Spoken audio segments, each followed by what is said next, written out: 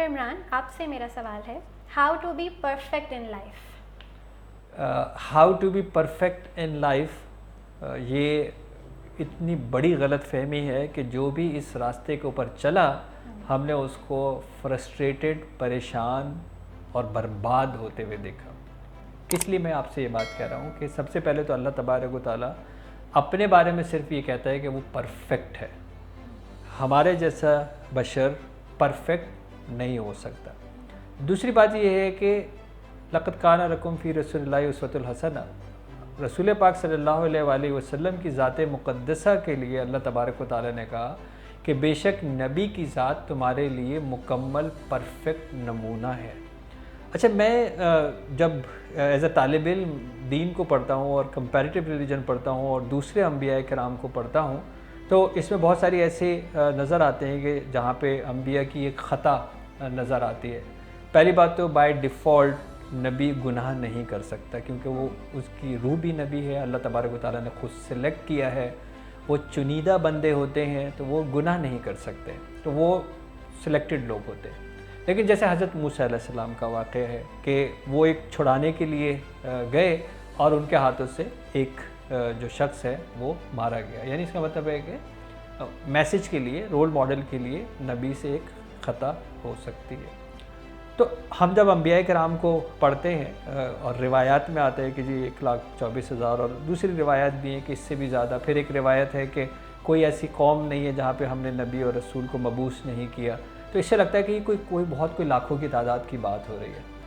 तो सिवाय रसूल पाक सल्लल्लाहु अलैहि वसल्लम के तमाम दीनी जो किताबें हमारी चारों किताबें हैं, उनमें से किसी और के बारे में ये बात अल्लाह तबारक व तआला से नहीं मिलती है कि परफेक्ट हैं। तो अगर मैं अपने एज अ तालिब इल्माना हैसियत से अगर मैं ये कहूँ कि एक अल्लाह की ज़ात है जो ऐब से पाक है, यानी वो परफेक्ट है, और अगर कोई कायनात के अंदर कोई शख्सियत आई है तो वो सिर्फ नबी पाक सल्लल्लाहु अलैहि वसल्लम की ज़ात मुक़द्दसा है जिनको परफेक्ट कहा गया।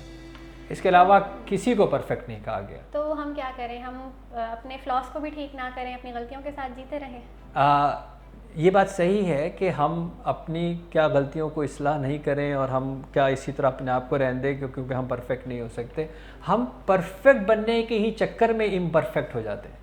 यानी मुझे जो अल्लाह तबारक व तआला ने, मुझे जो मेरी रिक्वायरमेंट है वो मुझे फुलफ़िल करनी है। फॉर एग्ज़ाम्पल, स्टूडेंट्स की रिक्वायरमेंट क्या है? लर्निंग।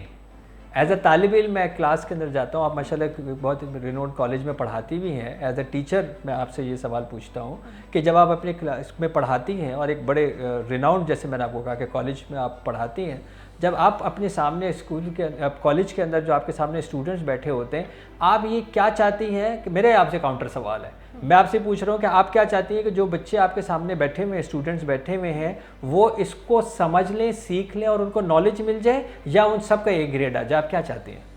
भाई वो सीख लें, समझ लें, नॉलेज मिल जाए। नॉलेज मिल जाए ना, बड़ा कॉमन सवाल है। तो इसका मतलब ये है कि बहैसियत तालिब इल्म अगर मैं उस परफेक्शनिस्ट के ऊपर लग जाऊँ कि मेरे हर सब्जेक्ट के अंदर 100% मार्क्स आएँ तो वो परफेक्शन मुझे लेके डूब जाएगी। लेकिन अगर उसके साथ मैं ये मेरा टाइम होगा यार, जो भी मुझे आ रहा है वो मैं सीख लूँ, मैं समझ लूँ ताकि मैं अप्लाई कर सकूँ, और अगर फिर मेरा C भी आ जाए, अगर मेरा B+ भी आ जाए, अगर मेरा A भी आ जाए, तो उससे क्या फ़र्क पड़ेगा? मेजर चीज़ क्या होगी कि मुझे लर्निंग्स आ जाएंगी। तो ज़िंदगी के अंदर ज़रूर अपने आप को बेहतर कीजिए, हसीन कीजिए, एहसन कीजिए। नहीं, अल्लाह ताला चाहता है कि हम जिस उम्मत वस्त से ताल्लुक़ रखते हैं उसमें हमारा अमल एक्स्ट्रा ऑर्डिनरी होना चाहिए। यानी हम वो जो आप बात कह रहे हैं कि हमें कुछ नहीं करना चाहिए कि हम ऑर्डिनरी रहें, नहीं, अल्लाह ये नहीं चाहता कि हम ऑर्डिनरी रहें। अल्लाह कहता है कि मैं तमाम अपनी जो उम्मतें हैं उसके अंदर जो आप हैं वो एक सुपर लेटिव डिग्री के ऊपर उम्मत वस्त है, क्योंकि आप नबी पाक सल्लल्लाहु अलैहि वसल्लम की उम्मत है। तो वो उनको मुझे ऑर्डिनरी एक्सेप्टेबल नहीं है।